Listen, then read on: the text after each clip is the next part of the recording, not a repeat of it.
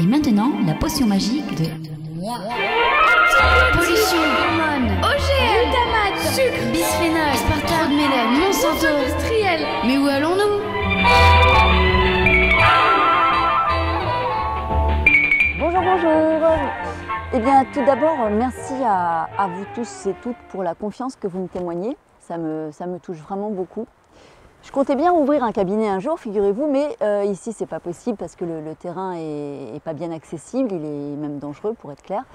Mais vos demandes de consulte en visio m'ont un peu boosté, du coup j'ai demandé à mon fils de me créer un petit site à l'image des potions pour proposer quoi donc? Eh bien des consultations en visio.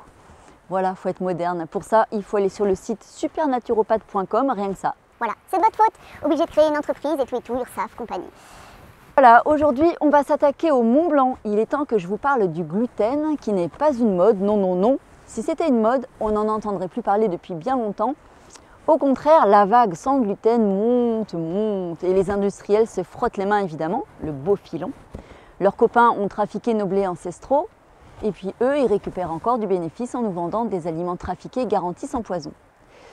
Ça rappelle d'autres histoires similaires, mais on va s'arrêter là, côté polémique. Dans cette courte vidéo, je vais déjà vous expliquer comment on en est arrivé là. Comment les blés sont devenus toxiques pour les humains, même si finalement peu de gens savent qu'ils souffrent de cette intoxication. Mais ça, ce sera la potion prochaine. On fait des épisodes maintenant chez moi, des mini-séries. Ça va finir chez Canal+, tout ça, c'est du propre. Oui, parce que je précise tout de suite quand même, il n'y a pas que la maladie cœliaque avec le gluten. La maladie cœliaque n'est que la partie visible, toute petite du glaçon. En dessous, mamma mia, si vous saviez tous les troubles qui sont souvent dus au gluten. Ça va du plus bête au plus méchant. Chut, on va pas spoiler la mini-série. Amis gloutons de gluten, écoutez-moi un peu, juste quelques minutes. Tiens d'ailleurs, glouton, ça vient de gluten. What else? Déjà un signe que c'est pas top. Spéciale dédicace à tous ceux qui mangent du seitan, ce faux steak industriel à base de gloutonade. Bon, le gluten. Le gluten, c'est l'ensemble des protéines de certaines céréales. Ce sont ces protéines qui donnent la consistance collante et agglomérante des pâtes à pain. Faites l'expérience. Mélangez de la farine de blé et de l'eau pour obtenir une boule de pâte bien ferme et malléable. Puis rincez cette boule sous un filet d'eau courante jusqu'à ce que l'amidon s'en aille. Il vous reste dans les mains une pâte très liée, très élastique. Eh bien, cette pâte est constituée des protéines du blé et donc c'est le gluten. Vous avez en main le fameux gluten. C'est ce qui fait qu'on peut faire du pain avec une farine. La farine de sarrasin, par exemple, ne permet pas cela. Si vous la rincez sous l'eau, vous aurez vite plus rien dans les mains. Plus une céréale renferme de gluten, plus elle est panifiable. Il y a un excellent livre des excellentes éditions de Thierry Soucard qui s'appelle « Gluten, comment le blé moderne nous intoxique ». C'est Julien Venesson qui a écrit ce bouquin en 2013. Il y a une bibliographie de plus de 40 pages. Je mettrai les coordonnées de ce livre sur mon site dans l'onglet « Mes sorcières préférées », c'est promis. Donc je recommande la lecture de ce bouquin qui se lit comme un roman, comme un polar. Nous mangeons du blé depuis des millénaires, en fait. 83% des Français mangent du pain tous les jours. C'est vous dire si on est mal barré pour arrêter ce venin. Nous sommes nés il y a 9 millions d'années. 9 millions d'années pour peaufiner chaque mini-réaction chimique, chaque structure de chacun de nos 40 ou 50 000 gènes, chaque structure de tous les milliers d'enzymes dont nous avons besoin à chaque millionième de seconde.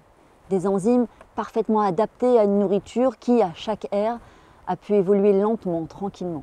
Autrement dit, on n'a pas eu beaucoup de temps pour s'adapter à ces changements d'alimentation propres au néolithique. Le HAPS, c'est-à-dire l'homo autoproclamé sapiens, comme dirait un de mes très bons nouveaux amis, est apparu il y a 40 000 ans, c'était hier. Il a commencé par dégommer Néandertal, et d'ailleurs, comme ça ne suffisait pas, il nous a demandé de continuer son œuvre en massacrant tous les autres animaux. Bon, j'ai un ami archéo qui va s'arracher les cheveux devant mon manque de précision des dates et des noms latins. Indiana Jones, absolument désolé. Bref, je résume. Première maquette humaine née il y a 9 millions d'années, seconde version trash il y a 40 000 ans, et on commence timidement à le cultiver il y a 12 000 ans seulement. C'était ce matin. Déjà, sans trafiquer le blé, aucune chance d'y être parfaitement adapté de nos jours, et on n'aurait pas eu assez de temps. Bon, on est devenu ce qu'on est devenu, à chacun de tirer ses conclusions perso là-dessus.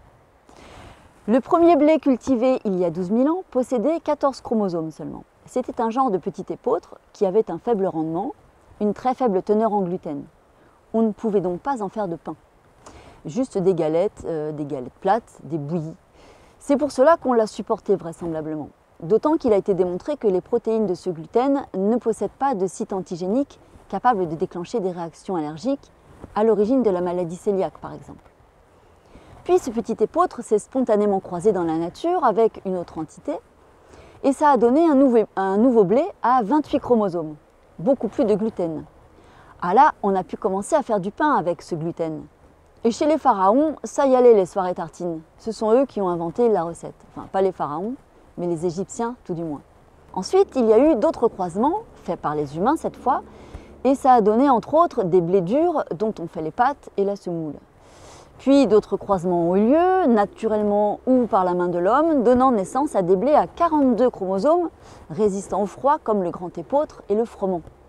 Le froment, c'est ce blé tendre qui permet de faire la farine.